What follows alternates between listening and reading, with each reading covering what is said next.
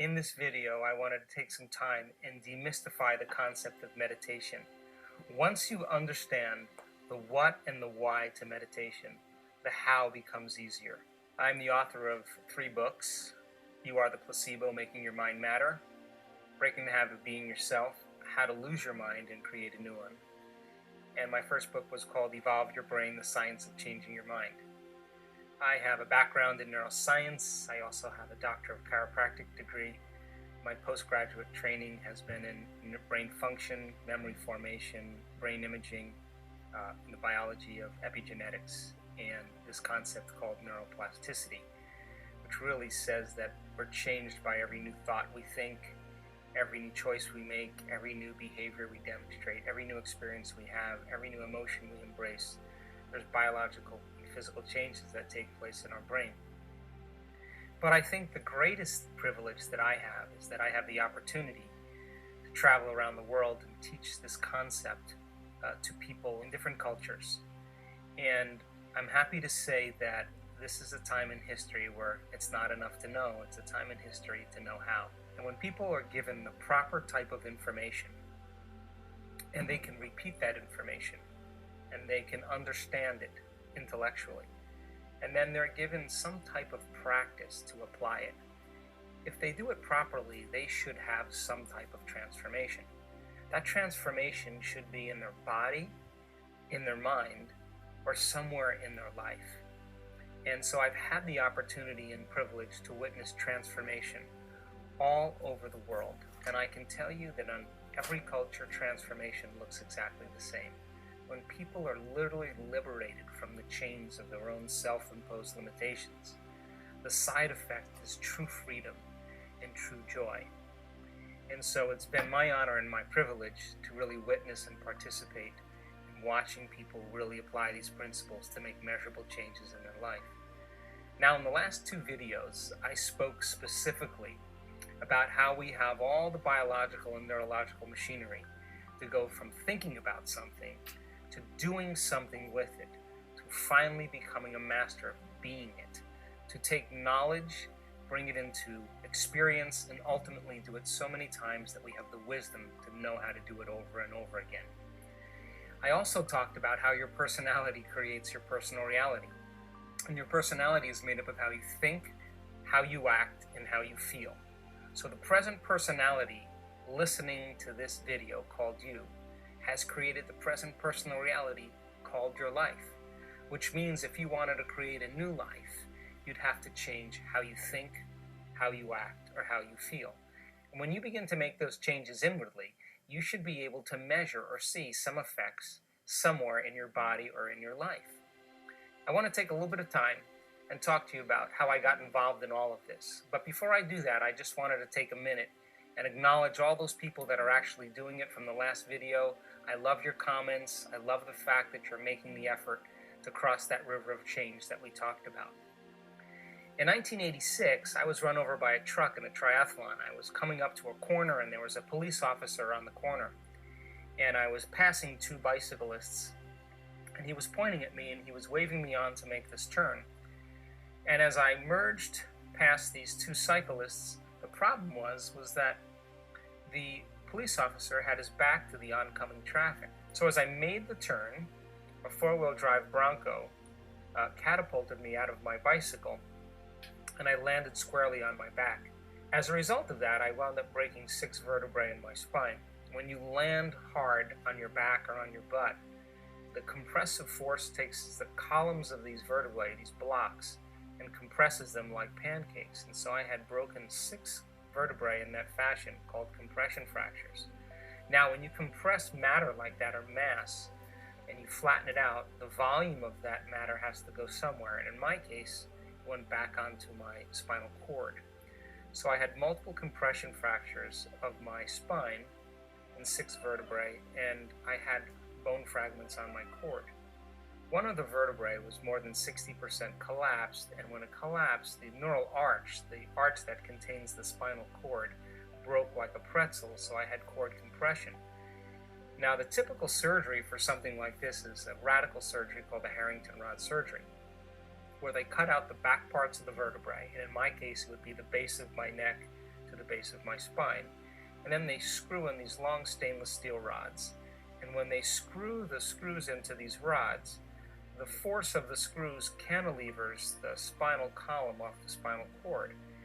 And they were hoping that it would reduce the amount of pressure on my spinal cord. At that time, I was facing a lot of neurological problems, and I was in severe pain, and I had a lot of numbness. So I had 4 opinions from 4 of the leading surgeons in Southern California. And after 4 opinions, I decided to not have the surgery. And so I had this idea in my mind at the time. It kept saying to me over and over again, the power that made the body heals the body. I didn't know what that meant to the degree that I know now, but I understood that there's an intelligence that's giving us life in each and every one of us. It's the same intelligence that's keeping your heart beating right now and digesting your food and organizing hundreds of thousands of chemical reactions in one cell of your body in 1 second, that you're losing 10 million cells every second and you're making another 10 million. That there's an intelligence that has a mind that's much greater than our mind, that has a will, actually, that's so much greater than our will. And it has a love for life that's so much greater than our love for life. And so I thought, if my will could match its will, if my mind could match its mind, and if my love for life could match its love for life, maybe it would answer the call. So I wasn't going anywhere, doing anything. I was basically laying face down. I made 2 decisions. The first decision was I was going to make contact with this intelligence. And when I made contact with it, I was going to give it a very specific plan, a very specific design, a very specific template. And I was going to make sure that template was complete. And when it was complete and to my satisfaction, then I would surrender my creation to a greater mind and allow it to do what it did best. In other words, if it was up to me to take care of all these bodily functions, I probably wouldn't survive. So it wasn't my job. My job was to surrender to a greater mind that could do it better than me. The second thing I thought about was that I wasn't going to let any thought slip by my awareness that I didn't want to experience. Well, both of those things sound really easy, but the problem was I realized very quickly that I couldn't get my mind to do what I wanted it to do. And secondly, I didn't have the focus to maintain a very complete model. I would start off thinking about reconstructing my vertebrae per vertebrae, and redesigning my spine, and then the next thing you know, I'd be thinking about spending the rest of my life in a wheelchair. Or I would just be thinking about, should I sell my home? And I'd have to start all over again. And I realized that when we're in crisis, or when we're in trauma or diagnosis or disease, when we have some type of catastrophe, we tend to focus on what we don't want to have happen instead of what we do want to have happen. And that's because of the hormones of stress. And so when we're living in stress, we're living in survival, and we're always preparing ourselves for the worst thing that could happen in our life. Because anything less, we have better chances of survival. So instead of selecting the optimal outcome for myself, I was selecting the thing that I probably would be working against me. So for 6 weeks, I went through absolute hell because I couldn't do what I wanted to do. After about 6 weeks of my own personal torment, things started to get easier, and I noticed in a very short amount of time that I was able to do what took me 3 hours to reconstruct my spine. I was able to do it in my mind in about 45 minutes. And I knew after a period of time that something was happening in my brain and body, that I was firing and wiring new circuits in my mind, and at the same time I was sharpening my ability to pay attention. And it turns out that attention is a skill, just like golf or tennis. The more you practice being present and paying attention, the better you get at it. So at 6 weeks, things changed. I started to notice that it got easier for me. I noticed the pain in my body diminished drastically. I also noticed that the numbness and the neurological changes were diminishing very rapidly. And I started to see what I was doing inside of me was producing some effect outside of me. And so then I started paying attention to what I did. And I did it with more passion, more excitement. And so I was back on my feet in 10 weeks and walked back into my life. But I made a deal with myself. That deal that I made with myself in those lonely nights was that if I was ever able to walk again, I'd spend the rest of my life studying the mind-body connection, or mind over matter. And so since that point, I've been pretty interested in demystifying some of these concepts, really looking to see if every human being has the ability to heal themselves. So that kind of got me started on my first book, and I started studying spontaneous remissions, where I was looking at people that were diagnosed with health conditions. They were treating conventionally or unconventionally, they were staying the same or getting worse, and all of a sudden they got better.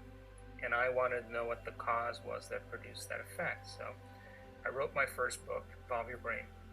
And as a result of the first book, many people started asking the same question. Well, good information, but how do you do it? We were merging the concepts of quantum physics and neuroscience and neuroendocrinology and epigenetics. We wanted to show that, for the most part, that people can create the life they want, and we were inspiring them to actually do it. But people wanted to know how to do it. And so the second thing they wanted to know is if your personality creates your personal reality, and I have to change my personality to create a different personal reality, why is it so hard to change my personality? So we started teaching workshops and conferences around the world, and I wrote my second book called Breaking the Habit of Being Yourself, which is a how-to book. From that point, I think is when the miracles started happening. We started seeing people healing themselves of MS and lupus and cancer and diabetes and rare genetic disorders and traumatic brain injuries, Parkinson's disease, uterine fibroids, thyroid conditions, other endocrine conditions. We were seeing pretty significant changes in people's health, and then we started to see some very significant changes in their life. They were creating relationships or the jobs or the opportunities that they wanted by just changing their personality. This started the journey for me because I was interested in beginning to measure some of those changes. And so we brought in a team of scientists and researchers, and we teach these advanced workshops around the world. And our interest is to measure transformation. And my theory is that if we can measure transformation in the brain or in the heart or in the field around people's bodies or genetic changes, and we've done all of those things, then people will begin to understand that it's possible for them to do the same. And just like an infection affects a whole community that creates disease, I believe that health can be as infectious as disease. And I'm happy to say that we've witnessed some amazing things in people changing their health and their life. I wrote my third book called You Are the Placebo, and I actually show some very specific brain changes in people with certain health conditions to prove that it wasn't just in their mind, that it was in fact in their brain. And so before I go on, I'd like to talk to you a little bit about the concept of meditation, because we use the model of meditation to help people to begin to make those changes. So if you think about this, your senses plug you into your external environment. Everything you're seeing or smelling or tasting or feeling or hearing, all of your five senses are affecting your brain. So if you're waking up in the morning and you're going through the same routine behaviors as you did the day before, and you're not in the process of being defined by a vision of the future, then you're for the most part left with the old hardware in your brain from the past. As a matter of fact, your brain is organized to reflect everything you know from the past.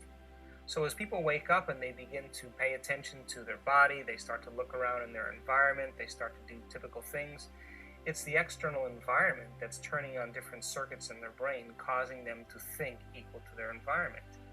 And if you have the idea that your thoughts have something to do with your destiny, as long as you're thinking equal to your environment, you keep creating the same reality over and over again.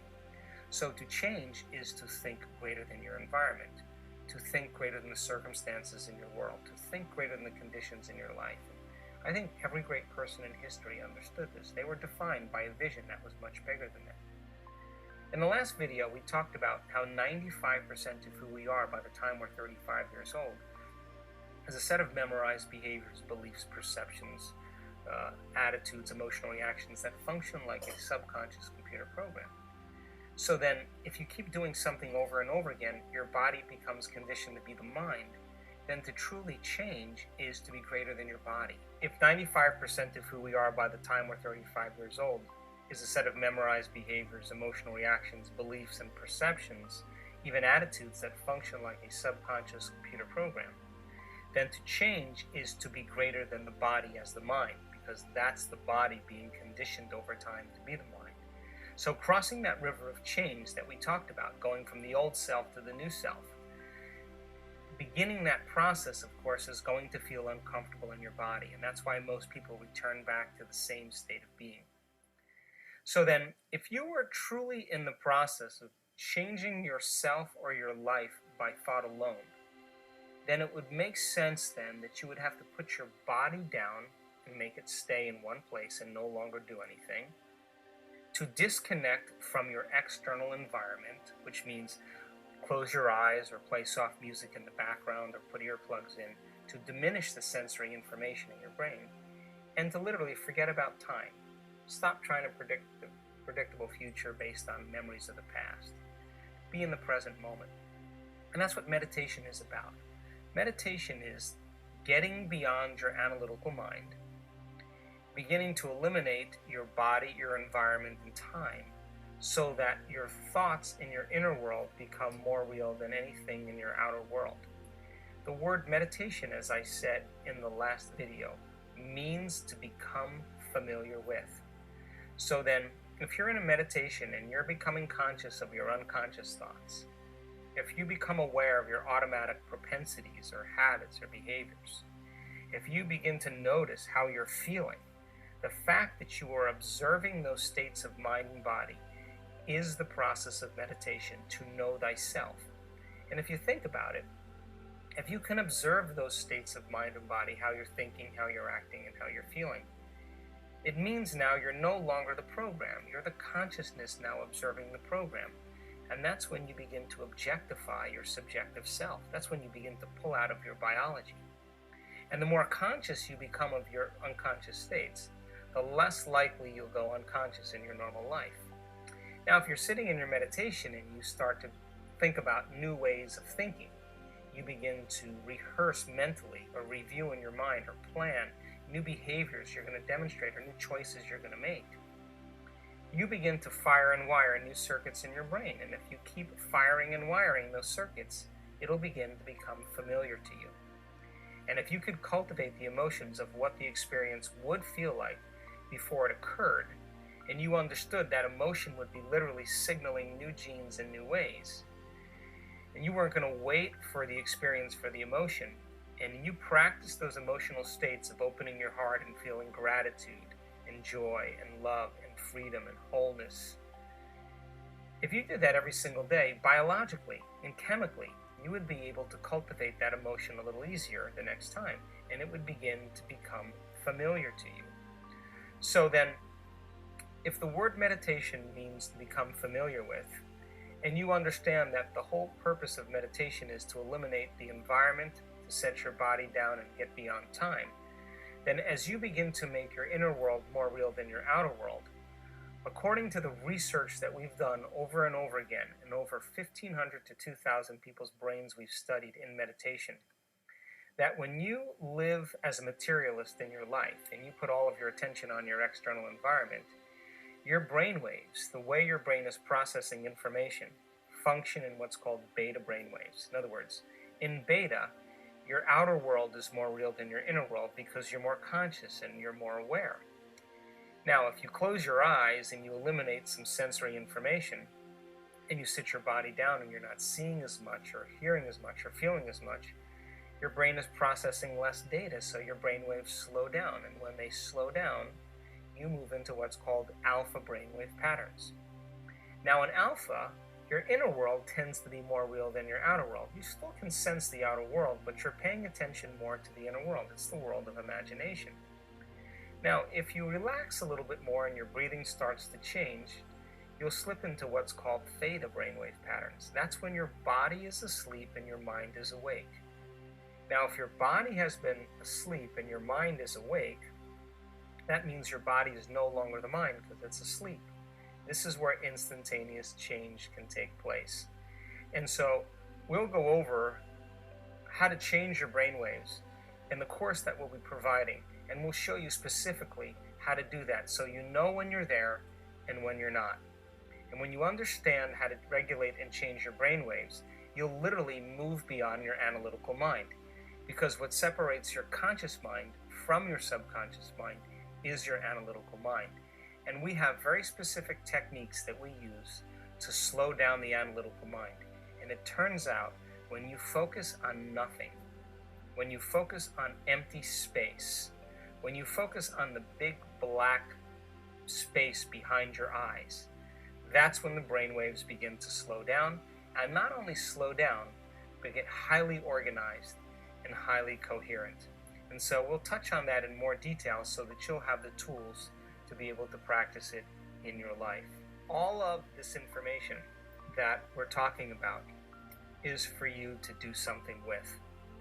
That if you have just the smallest part of your day in the morning, when your brain waves, when you're waking up in the morning, your brain waves go from delta, which is deep sleep, to theta, to alpha, to beta, to wakefulness. Or when you're going to bed at night, your brain waves go from beta to alpha to theta to delta.